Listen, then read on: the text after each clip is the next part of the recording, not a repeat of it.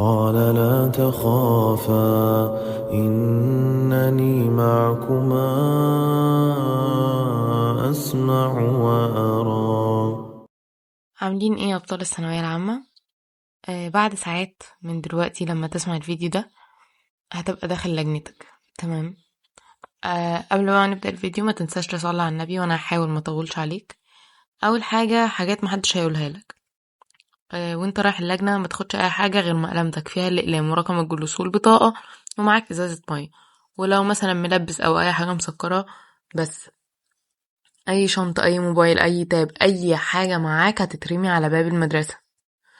بلاش بنت تقل ادبها مع اللي بتفتشها. يعني ايه؟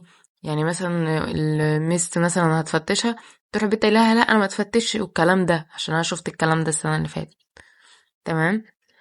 ما تحاوليش تغشي باي طريقه. تمام، انا متفقه ان في تسريبات وفي غش وفي بس انتي ما تحاوليش تغشي، عشان انتي لو اتقفشتي انتي هتتحرمي من الامتحان سنتين وهتسقطي سنه.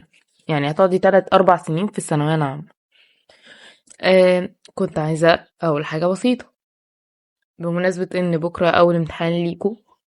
دي خلاص كده نهاية الرحلة، انت تعبت وعملت اللي عليك. خلاص بقى. سيب استودع كل ده لربنا، وسيب النتيجة دي لربنا. عايزاكوا تشدوا حيلكوا لآخر ثانية. ما تستناش حد يقولك عملت ايه، طمني ويطبطب عليك. لو انت عكيت ايا كان انت طبطب على نفسك. لو عكيت عوض في الباقي. حط هدف ان انت مثلا لو عكيت في مادة تقفل في الباقي.